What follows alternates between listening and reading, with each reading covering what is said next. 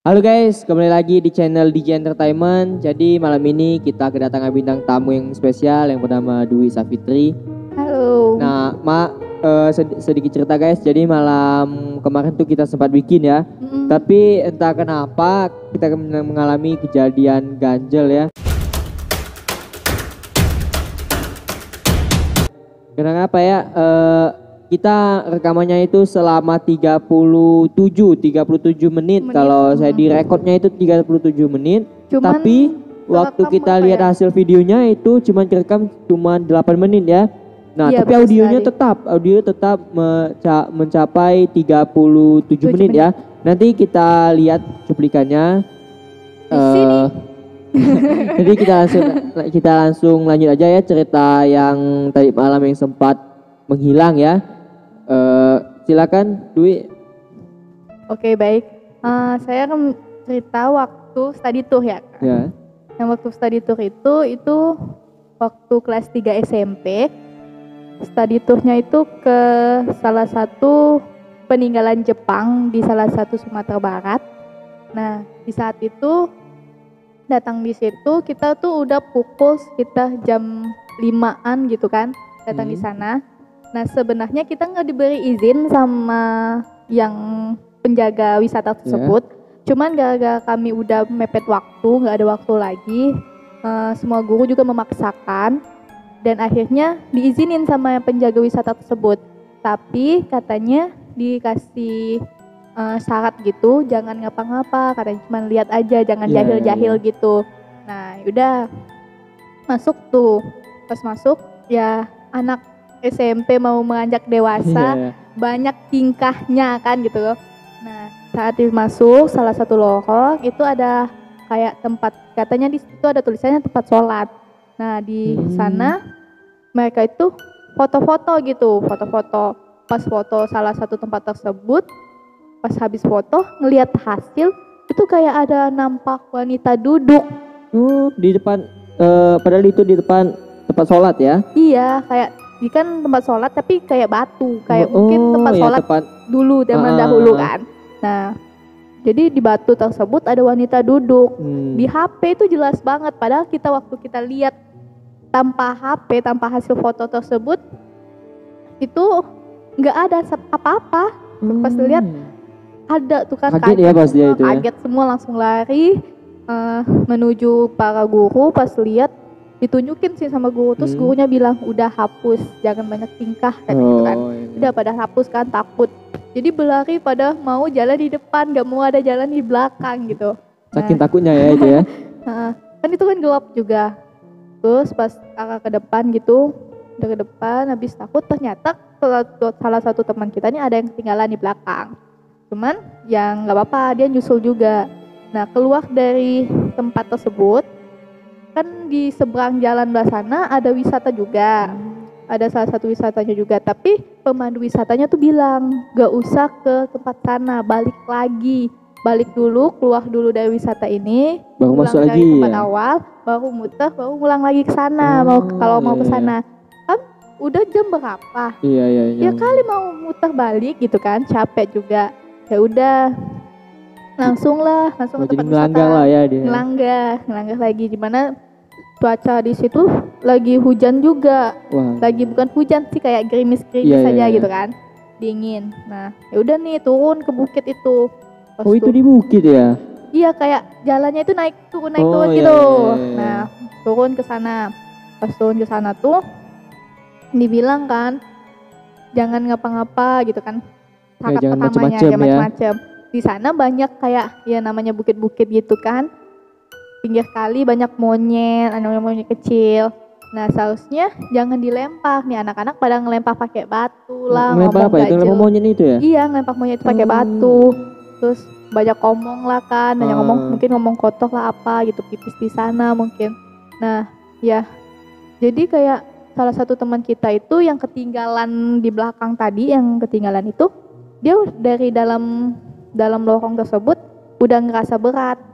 Badannya tuh udah ngerasa berat, dia kayak udah ngerasa aneh. Emang temen yang ketinggalan itu udah pernah kemasukan gitu, udah pernah ngerasain, udah biasa ya. Udah biasa. Jadi dia udah kayak ya udah gampang gitu.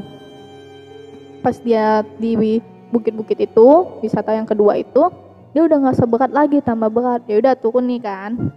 Dia awalnya nggak mau turun, dia tapi karena guru maksa siapa yang jaga kamu di atas, ya udah dia terpaksa turun. Pas dia turun sampai ke puncak belah sana, ada puncaknya di bukit itu, dia udah ngerasa capek banget, udah pegel banget, udah mau pingsan katanya gitu.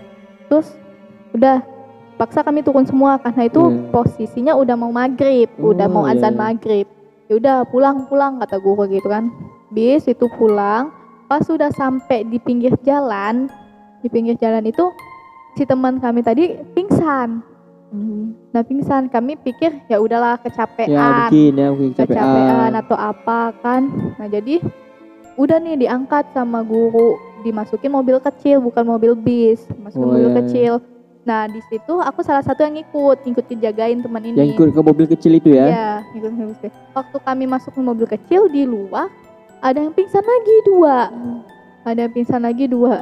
Akhirnya dipopong lagi masuk mobil kecil itu lagi. Jadi kami di dalam itu yang pingsan ada 3, 1 aku dan 2 guru. Itu yang pingsan itu cewek semua apa ada cewek semua? Cewek semua ya. Terus udah nih karena mau cepet biar nggak macet, lewatlah gang kecil. Gang kecil itu mana hujan kan, gerimis, lewat sana juga. Jalannya bukit-bukit juga kan. Di pinggir-pinggir ini ternyata kuburan. Di bukit itu di persimpangan atau pertigaan gitu kan, karena nggak jelas juga ngelihat. Ya udah biar cepet, yang penting datang aja di hotel kan gitu, biar teman ini bisa istirahat. Pas di persimpangan tersebut teman ini teriak. Kayak kerasukan itu ya? Kayak apa benar kerasukan itu? Ya sih kayaknya kerasukan beneran gitu kan. Kami karena awal itu masih nggak percaya. Terus satu nih keluar dari gang itu teriak lagi, jadi kayak bertiga itu teriak semua di dalam mobil itu barengan. Akhirnya udah nih agak pas perjalanan dia agak tenang, dia mulai teriak lagi udah waktu datang di hotel. Waktu pertama sekali ngelangkah ke hotel, dia langsung teriak lagi. Kan pintu hotel tuh kayak masuk, ini ada pas bunga besar. Nah satu yang pegang sama aku yang pingsan pertama kali itu kan badannya besar, jadi kayak aku bawanya kayak agak susah gitu kan ya. Tapi itu gurunya nggak bantu apa? Ya karena gurunya cuma 2. Gurunya 2, satunya aku megang yang pingsan terakhir. 2 guru ini yang 2 di atas. Berbagi ya. Bagi kan gitu. Jadi pas satu langkah bener di hotel itu dia pingsan.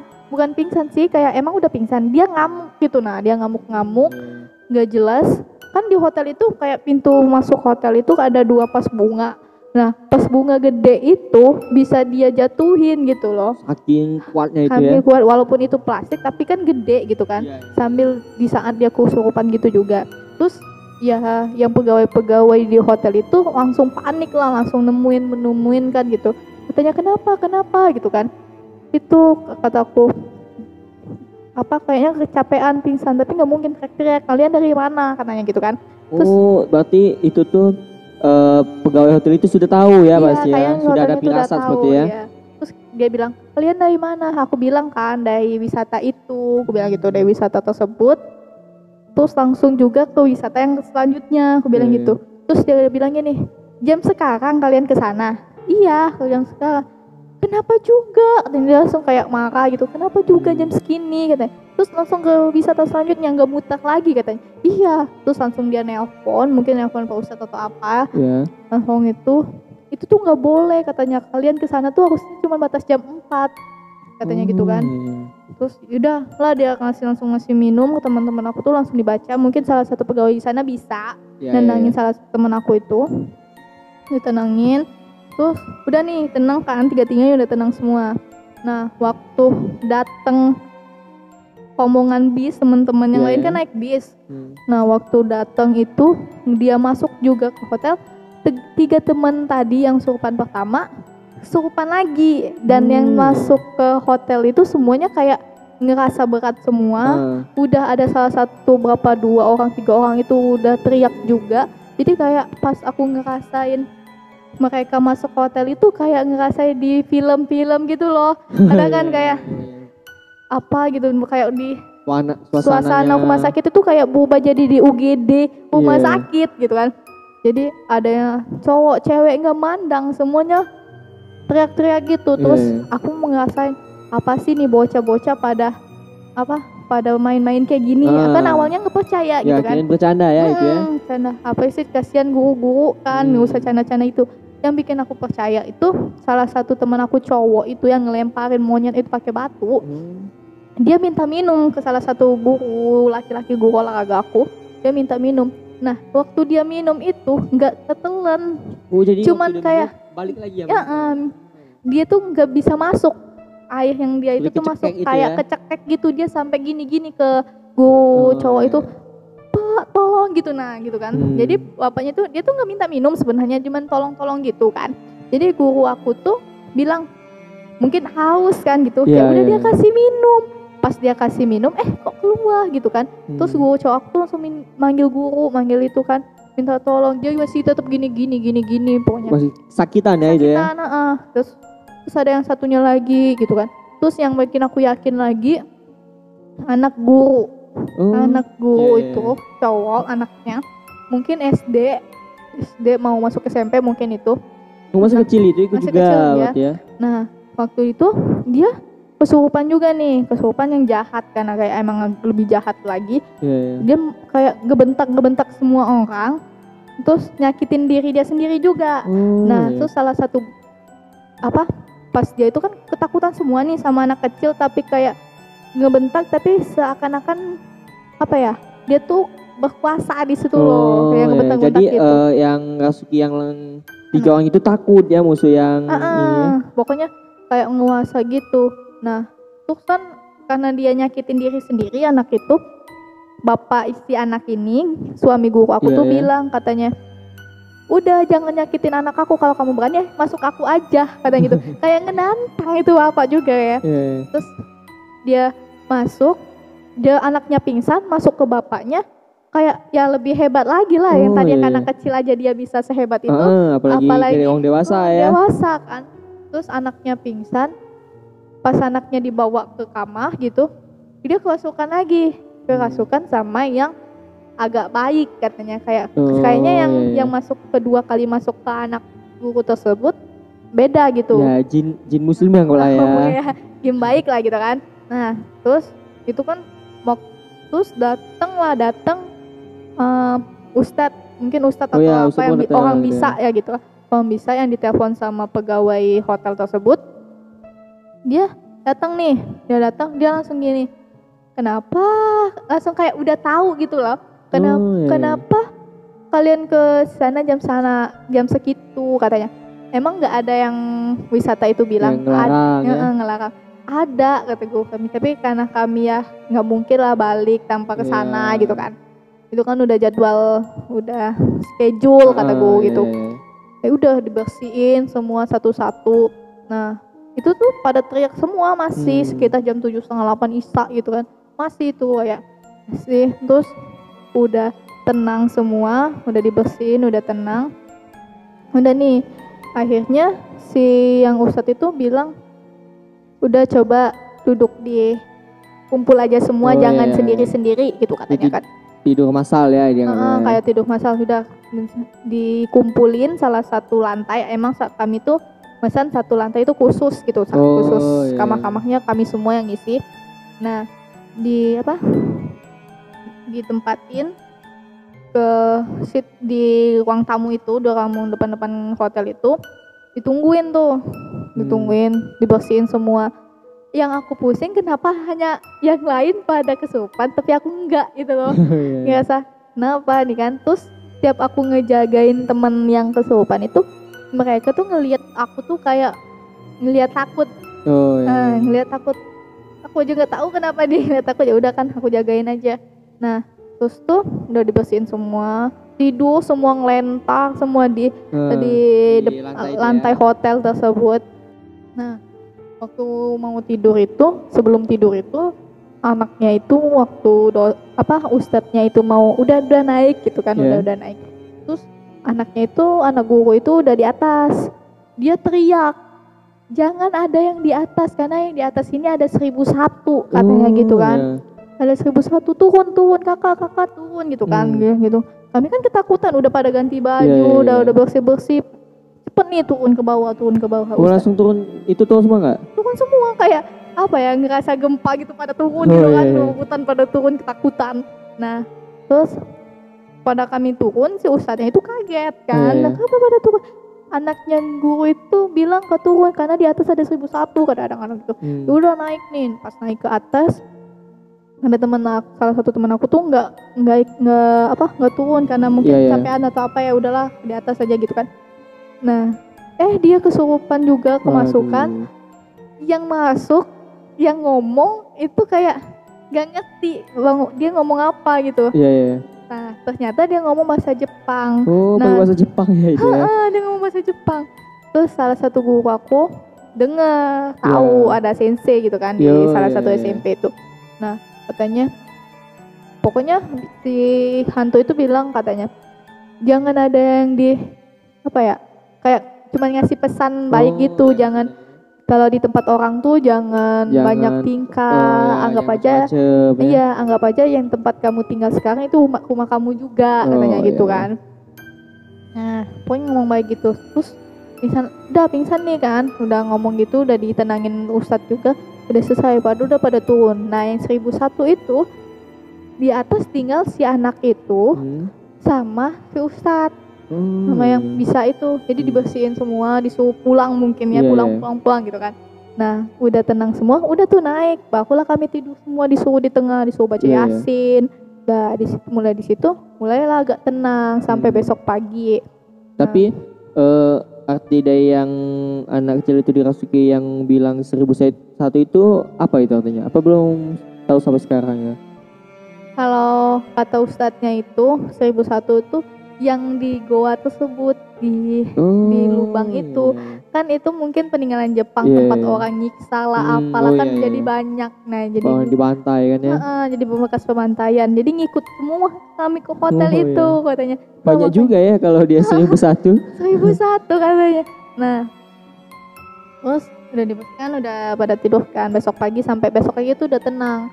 Nah besoknya itu rencana kami mau tadi tuh ke pantai. Nah, pantainya itu di atas bukit gitu, di balik bukit. Nah tapi kami kan ada 3 bis nih, berangkat tuh ada 3 bis 1, bis 2, bis 3. Bis 1, bis 2 ini berangkat gitu. Nah sedangkan bis 3 ini enggak, kayak bukan berangkat juga, cuman sorry aduh sampai semangatnya. Nah pas bis 3 ini pas mau naik itu nggak tertarik, tapi nggak ternaik gitu, turun terus. Nah tapi bis 2 yang 2 itu naik ya. Nah mungkin karena nggak kita naik, keberatan mungkin disuruh turun, ada yang turun gitu, disuruh naik lagi gitu kan.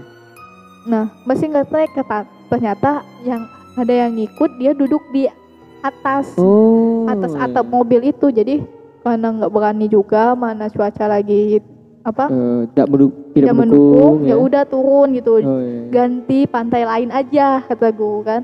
Nah teman aku yang kesurupan yang bertiga itu kayak masih kayak masih ngikutin ya. Iya kayak masih menung, masih orang linglung gitu. Nah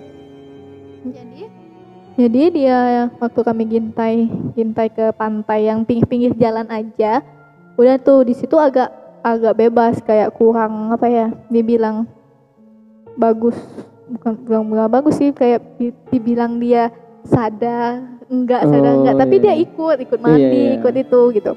Nah abis dari pantai itu langsung pulang balik lagi ke kota ini kan, pulang. Kami pas pulang itu jam makan siang itu kami ke salah satu rumah makan di pinggir jalan. Itu rumah makannya bagus, singgah untuk makan dan sholat gitu kan.